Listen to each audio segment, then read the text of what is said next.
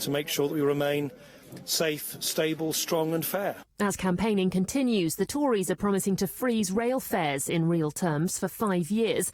The Green Party is calling for England to boycott the 2022 World Cup in Qatar over the country's record on gay and workers' rights. A man who smashed his way into a home and killed a woman in front of a child in North London has been jailed for more than 26 years. Lloyd Byfield stabbed Leanne Duffy in the neck in Walthamstow last September. A woman cyclist killed in an accident with a lorry yesterday near Parliament has been named as a leading figure in the arts world. Moira Gemmell was the former director of design at the V&A. She was the 5th cyclist to die on London's roads so far this year. The Australian Prime Minister has offered the family of legendary cricket commentator Richie Benaud a state funeral following his death at the age of 84. The former Australia Test cricket captain was being treated for skin cancer. He was elected as an honorary member of Lord's Cricket Ground in 1967. MCC President David Morgan says he'll be greatly missed. One of the best commentators that cricket has ever produced, I think. Wonderful gentleman, warm, humorous, and we shall miss him. The Mayor of London says measures are in place to improve air quality in London. We're being warned of very high pollution levels because of the warm temperatures, traffic fumes and Saharan dust today. Simon Burkitt, founder and director of Clean Air in London, has been speaking to Petrie. If you feel symptoms, sort of sore throat, runny eyes and so on, you should consider reducing activity. But at very high, along the southeast coast today, really everyone should reduce activity. And of course, if somebody's vulnerable, they ought to be carrying their medication with them. LBC weather, dry and sunny for London and the southeast, highs of 20 degrees. A similar picture for most of the UK. Cloud and the risk of showers moving in later for southern England, Wales and Northern Ireland. Sunnier in Scotland and the north of England, turning breezier this afternoon. From Global's newsroom for LBC, I'm Ros Unwin. With Sky, if you miss a show because you're working out or working late, you can unmiss it with the UK's biggest range of catch-up channels. That's the Sky difference. Sky. Believe in better. Content depends on subscription. Selected programmes. Requires compatible box. Minimum 2 megabits per second broadband speed. Set up and uses data. This is LBC, leading Britain's conversation. Call 0345 6060 973.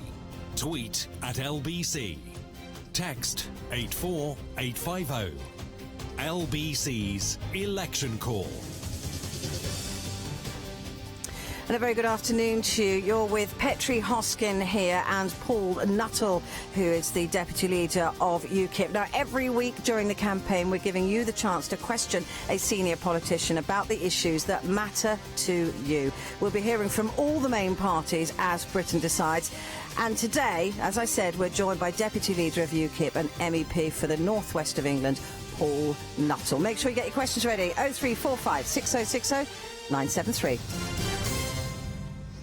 So, as I said, straight on. I think we'll just go straight in. Paul Nuttall sitting opposite me here. Are you excited every morning when you get up? You're on the election trail. It's all very exciting, isn't it, Paul?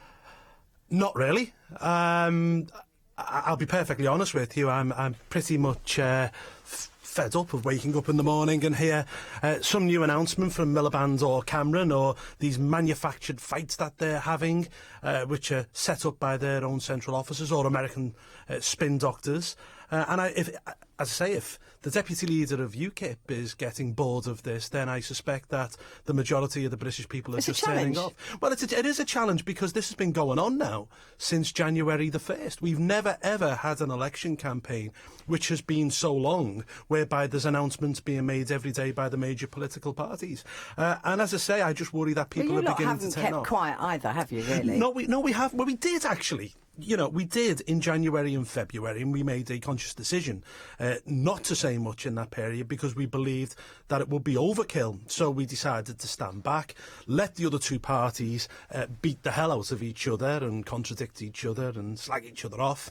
And our idea was to come in late in the game, and I think that's what we've done. And, if you read the narrative in the press at the moment that somehow UKIP's poll ratings are going down, that just doesn't stack up. It's just not true. I was going to say, maybe that's why you have slipped in the polls. Well, we haven't. That's the point. We haven't. No, we haven't. Have you seen the Daily Mail today? Oh, well, it must be true then. Well, all of the papers, they don't just make up a poll, though. Well, actually, the Times are saying that, show that we're going up in the polls. Comres. It's a respected polling outfit. They've said that you've slipped. You've fallen from 16.75% poll rate to 12%, equal with the Lib Dems. And everybody, lots of people, commentators talking about the Lib Dems and the state of them. So maybe you keeping quiet hasn't done you any good at all. Look, Comres, their methodology works against UKIP because they track everything back to the 2010 general election when we got 3%. Politics has changed since then. If you look at where we were in yesterday's TNS poll, we're on 19%. There were another two polls which puts us on 15 and 16. Generally, with the poll of polls, which is the average, we're polling 15%. And if you would have offered me... you have polled higher. Well, we did during the European elections, but if you would have offered me 15% 27 days from the general election, the day after the European elections last year, I would have bitten your hand off. But I mean, also, there are situations, there are polls saying that Nigel Farage's personal ratings are going down as well. You had your moment in the sun, Paul Nuttall. It's over. I doubt that very much. I mean, this is unprecedented. The days of two-party politics of the last century are over. I think last week's leadership debate went on to prove that. The age of multi-party politics has arrived. And if you're talking about Nigel Farage, down in Thanet South, there has been a poll which suggests that he's behind the Conservative candidate there, which is just completely nonsense, because if you put the name of if you put the name of the candidate next to the party, I think what you find is that we're around 10 percentage points ahead. Well, listen, I will let you have that, because after all, you are a politician, and we will move on and start taking calls. This is directly to you, Kathy. Paul Nuttall is here. Ask him your question. Oh, hello, Paul Nuttall. Hello. Oh, no, it's a privilege to speak to you. I was just going to ask, actually, I agree with a lot of your UKIP's policies, but I'm a bit concerned. Nobody seems to be talking about bringing the policemen back on the beat, and I think that is needed today in our society. All we see is policemen outside of shops waiting for somebody to thieve, but when it comes to crime, we don't see anybody actually on the street anymore. Well, I'm just going to interject there, Kathy, and say that Labour is pledging to guarantee neighbourhood policing in every area and to protect the number of officers on the beat. Yeah, I don't really... Well, you said you hadn't heard anybody say it. I'm just telling you somebody has. Paul, over to you. Well, we are committed to putting 2,500 more police officers on the front line, on the beat, and we're not talking PCSOs here, Blunkets bobbies. We're talking real police officers with real powers. And we would fund this by, obviously, we would do away with police and crime commissioners altogether. We believe that they've been a complete waste of money and a political failure. Is that enough money? Have you costed it properly? That getting rid of them would pay for actually, that? we are the only political party in this country today that has mapped out where we believe we should go in the next 5 years financially, and we believe we can make savings by doing away with non-essential budgets of around £27 billion. So nobody else can match that. So we have found the money to ensure that things happen. One of the problems that police officers have at the moment is that they're burdened with paperwork. I think there's an immense amount of police officers who spend their time in the back of police stations and not out on the beat because they're filling in forms. And actually, the statistic which I find fascinating is that if you look at the police, and we're not talking at the top of the police service at the moment, but we're talking those who are represented by the Police Federation, the bobbies on the beat, the amount of sickness amongst them is massive. I think there's only teachers that where the rate of sickness is even higher than police officers, and that means that they feel generally downtrodden. They're not being treated correctly by the government and by society as a whole. What we want to see is more bobbies on the beat, but more real bobbies, and we've costed how we'll pay for it. Thank you very much indeed, Kathy. That was for you. Paul is in Ramsgate. Hello, Paul. Hello, Paul. Paul's here for you. Oh, good afternoon. Good afternoon, Petrie. Good afternoon, Paul Nuttall. Good afternoon, Paul. Yeah, I voted UKIP. I think Nigel Farage is going to win here in South Thanet, and I believe in your policies. Now, the only thing I'm worried about is in the general election, if it's a hung parliament and you have to go into coalition, I'm just hoping you're not going to go with the Conservatives.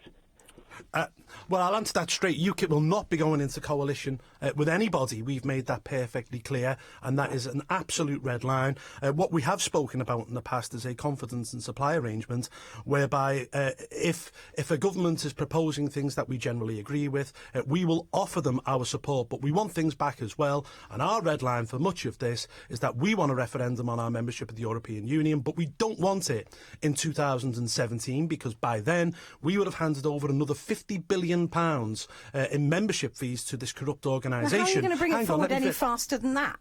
These things take time. Ask the Scots.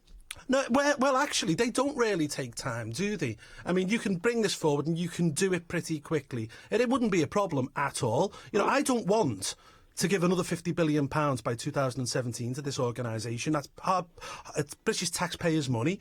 And equally, you know, how many more people will be coming into the country in that time because we're not controlling our own borders? You honestly believe you'll be a majority government? You will be a majority government. You won't need to worry about coalitions. I don't believe that at all. But what we can do is we can hold Cameron's feet to the fire on many issues, just as we can with any other political party.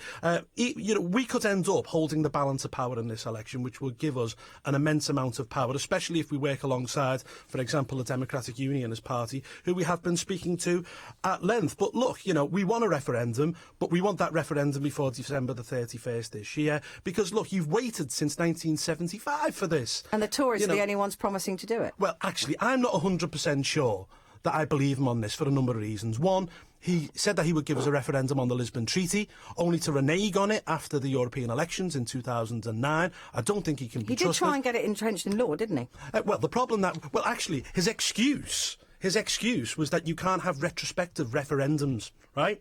Which is nonsense, considering that we joined the EEC in 1973 and we had a referendum in 1975. So that was retrospective. So his argument was completely baloney. Labour said that they don't make it clear. They don't want it. The Lib Dems don't want it. So it's only the Tories. You should be recommending that people vote Tory. Well, no, because when we do not trust Mr Cameron on this issue, we do not believe him. He's reneged in the past, and equally, he's talking about a referendum after renegotiation, and there's a number of problems with that as well. Firstly, he's trying to renegotiate with an organisation that has said it doesn't want to renegotiate. He's been told by Merkel, Hollande, Juncker, Donald Tusk, the President of the European Council, they don't want to stay in. I think UKIP would do very well. The SNP have done all right, haven't they? Have they? Well, they're going to take a load of seats. Hasn't. Paul, just before I get your Paul, thank you very much indeed for your question. Then we will get back to your calls in just a moment. Just before the traffic, though, I do want to ask you about Vladimir Putin. Yeah. A UKIP MEP was heaped praise on President Putin and described him as a strong leader, as party insiders admitted there had been a shambolic start to their election campaign. And Nigel Farage has previously named Mr Putin as a great world leader, but then has said that Russia is now one of the biggest threats to Britain's national security after Islamic State. Where do you stand on Vladimir? I think he is a reprehensible individual. I don't think anyone can say anything decent about him as a man. Well, obviously. Diane James did. Well, hold on, let me finish. I think what we're talking about here is Russia's reaction to what's gone on in Ukraine. And I personally don't believe that you can blame Russia for the way it has reacted, because let's not forget, you know, whether you like it or not, the Ukrainian president was democratically elected. He was overthrown by a mob in Kiev waving European Union flags, OK? And some of these people who overthrew him make the BNP and the National Front look pretty liberal. We are talking far-right anti-Semite Nazis here, OK? The European Union then recognised this new government, which was, as I say, brought in via mob rule, but then it refused to recognise the referendum, the democratic referendum in Crimea. But do you admire what he's done? No, I don't. I don't admire what he's done, but I can understand why he has done it. And equally, what I want to say about Putin is this. He was the only one who was right about Libya. He was right about Syria. You know, when he was saying, you don't want to remove these secular dictators because what will come next is even worse, and what has come next is fundamental Islam. So you do kind of agree with what Diane James said? No, I don't respect him as a man, but I understand what he has done. Okay. All right, Paul Nuttall. Paul Nuttall, the Deputy Leader of UKIP, is live with me in the studio. 0345 6060 973 is the number you need to put a question directly to him. This is LBC and it's now 2:16. I'm Mark Rise in the LBC Travel Centre. The M25 is very slow clockwise in patches between junction 8 at Reigate and 16 to the M40. That whole western stretch extremely busy. Anti-clockwise is slow from just after junction 3, the M20, into the Dartford Tunnel. In Greenwich, there's queuing traffic due to a broken down transit van on Blackwall Tunnel approach northbound at Blackwall Tunnel. There's congestion back past the Woolwich Road flyover. In Blackheath, there's a broken down lorry on the A2 Shooters Hill Road eastbound at Prince Charles Road. Congestion currently to Brookmill Road down Deptford Bridge. And in Kent on the A20 Main Road in Farningham, the road is closed due to an accident between Dartford Road and Millfield Road. Meanwhile, the A20 in New Eltham is slow each way towards the roadworks at 5 ways. A312 the Parkway is slow moving southbound. Lane 2 is blocked just after Uxbridge Road between Aussie Garvin roundabout and Bilton Way, and it's slow on the A21 into the centre of Lewisham due to the roadworks on the High Street at Lone Pit Vale. The District Line has no service between Whitechapel and Mansion House due to a signal failure at Tower Hill. Keeping London moving, your next travel updates in half an hour. This is LBC. My knees were so painful that my doctor kept increasing the strength of my pills. The first time the therapist fitted me with the Apos therapy device, I was taken aback. There was no pain in my knees. I can now walk a lot better than when I started. Apos therapy is a non-surgical, non-drug and clinically proven treatment for worn, damaged and arthritic knees. Call Apos Therapy for your free assessment on 0800 909 8009 or visit apostherapy.co.uk. Results may vary. DIY just got cheaper with 50 different tiles for £10 per square metre and Ronseal 5 litre 1-coat fence life 2 for £10. So there's never been a better time to unleash the B&Q in you, because price is just the beginning. Tile offer ends 19th of April. For included tiles and prices, see DIY.com. Ronseal single price £8.92. Offer ends 7th of May. Got what it takes as a trader? Then get the Which Trusted Trader endorsement. Which, you know, the Consumers Association. Only the very best local traders who pass our rigorous assessment get it. Join them. Become a Which Trusted Trader and get in front of thousands of eyeballs online, and you could get in their local directory. Plus get their logo on all your vans and stuff. So if you're a chippy from Chelmsford, a builder from Barking, or a sparky from Stanmore and you reckon you've got it, get your mobile out and text TRADER to 80057 now. Got that? Which Trusted Traders? Get ahead. Fees, terms and conditions apply. Nick Ferrari at breakfast on LBC. The multi-million-pound Hatton Garden Gems High. The thing about jewellery is the resale on a stolen jewellery of anything that's any value is next to nothing. How do you know? I think I've found the Diamond King. It's Mark of Ealing. Get the police round there now. Nick Ferrari at breakfast. Every weekday morning from 7 on LBC. With Hampton by Hilton, with over 2,000 hotels worldwide. And a very good afternoon to you. This is LBC and I'm Petrie Hoskin with you until 4 o'clock this afternoon. And live with me in the studio is Paul Nuttall, who's Deputy Leader of UKIP and MEP for the North West of England. Just before we get back to your calls, it has been said that UKIP has had a problem. Yesterday's announcement... designed for the women's vote, is really scrapping a tax on tampons the way, Paul Nuttall, you think that that's going to get the woman vote? Well, put it this way. Do you think it makes any sense whatsoever to have VAT, 5% VAT on tampons? I never have, yeah. When, they're described as a non-luxury Are there other ways of approaching women? Are there other things about women than that? I'm led to believe that when I put deodorant on, I don't pay VAT on it because it's seen as non-luxury. But tampons are luxury. So if I don't put deodorant on, maybe I might whiff a bit. But, it is a luxury generally. But equally, there were a lot of other things which were said yesterday. That was just one item out of about 10 which was picked up. And we are talking about ploughing £650 million into the NHS for Alzheimer's and dementia, which is the biggest killer of women in this country. You know, we're talking about a full wraparound childcare scheme for schools to ensure that more women can get back out to work. We're also talking about supporting the current paternity and maternity leave laws that we have at the moment. So there was a whole raft of things which came out yesterday. Obviously, the one that the media picked up on was the tampon tax. Of course. But traditionally, UKIP has found it difficult, hasn't it, with the Godfrey Bloom comments about women being the S word and not cleaning behind their fridges. You have had a bad reputation to try and rebuild with women. Yes, I'm not going to deny that. I do think, though, when Godfrey did say the S word, he meant it in the 1960s fashion. I don't really care. He still called me one. You know, I'm not going to defend that, though. I think that has changed, you know, over time. And if you look at... Have you noticed more women interested in voting UKIP? Yes, and equally, if you look at UKIP's representation in the European Parliament, a third of our MEPs are women. And we haven't done that through any sort of positive discrimination. I would argue discrimination in any form isn't positive. And we haven't done it through women-only shortlists. Those women have got the jobs because they've been the best people for them. OK, let's get to your calls. And Anthony is in Fulham. Hello, Anthony. Hello. Hello there. Paul Nuttall is here. He's ready for your question. Paul, good afternoon. Good afternoon. My name's Anthony. Tony, I want to know why none of the main parties, including UKIP, have mentioned the state pension and it being below the minimum wage. Yeah. What's the position of UKIP?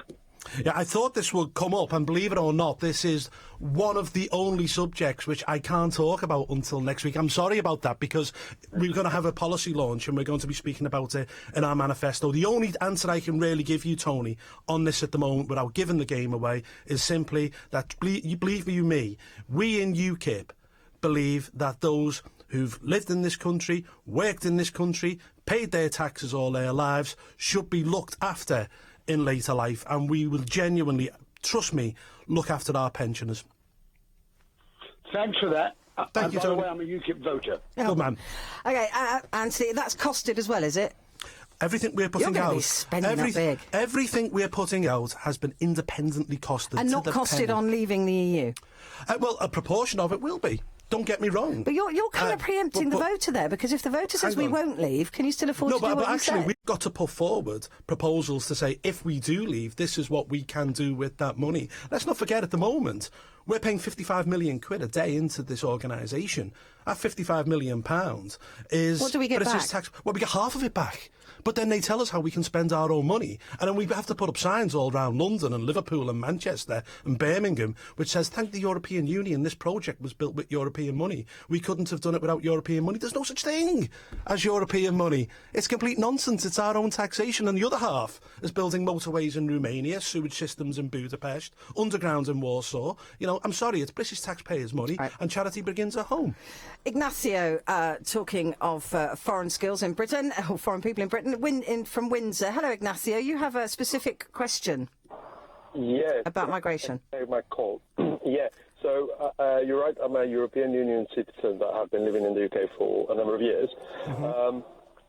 A few months ago, when your colleague Suzanne Evans was in the show, I asked what would be my status if and when the UK leaves the European Union. Mm-hmm. And she explained that by virtue of the current treaties, my rights in the UK would be protected, which was quite reassuring and quite generous of UKIP to adhere to existing treaty.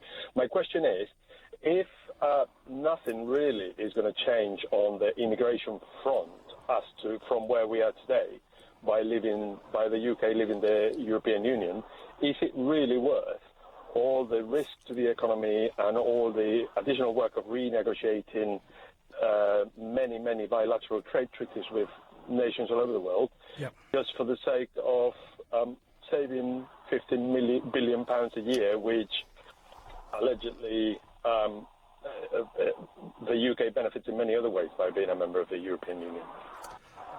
Well, I'll deal with the immigration point first. I mean, if you're in this country, you're here legally, you know, and you've been here a number of years, I'm guessing that you work. Of course, there's absolutely no problem whatsoever. Even if we left, you are here and you will stay. No problem. What we're talking about in the future, after we've left, what we want to see is an Australian points-based system, whereby if you've got the skills that this country requires, yes, please come here and work. Australia do it, Canada do it, it works perfectly well for them, and we see no reason whatsoever why it couldn't work here in this country as well. But to do that, you have to leave the European Union, because one of the pillars of that club is freedom of movement of peoples, and we believe that that is fundamentally wrong and bad for this country. In terms of the risk to the economy, well, look, if we left the EU, we could sign trade deals all over the world with other countries. Now, I want to remind everyone that there is another organisation out there that we turned our back on in the 1970s, which now is growing faster than any other bloc on the planet. It accounts for a quarter of the world's peoples, a quarter of the world's landmass. I think it's around 20% now of global trade. It's called the Commonwealth. And we could sign free trade deals with India, with Australia, with New Zealand, with Canada. Indeed, we could go out and sign these deals with the United States and China and anybody else. But at the moment, whilst we're members of this club, we can't sign our own free trade deals because they do it on our behalf. I'm sure you went way above and beyond what Ignacio was asking you there, Paul, and I am going to stop you there because we've only got a few minutes. I was going to come on to the economy then. Yeah, no, I know. Well, yeah. Let's move on and speak to Philip in Gloucester Road, because, I mean, people want to ask you questions, Paul. They don't want to hear you just banging on. Hold on. You've invited me on. I know. We want to get as many people as possible to speak to you, Paul. Oh, OK. And you're blocking them. Right. Philip in Gloucester Road, put your question to Paul. Good afternoon, Paul and Petri. Afternoon. My question, Paul, what would UKIP do if you were in power to help resolve the massive housing crisis which is affecting the lives of millions and millions of citizens across the country? And this issue has been building for the last 20 years since I worked as a senior manager in a housing department in central London. Right, if you can keep that reasonably politically brief. OK, quickly, the problem that you've got with housing in this country is that we've allowed 3 million people under Labour's time, 97-2010, to come into the country net. There were 300,000, a city the size of Hull, last year come into the country. And at the moment, we're now going to have to build a house for every 7 minutes just to account for open-door immigration into this country. What we would like to see is brown sites built on, not green fields.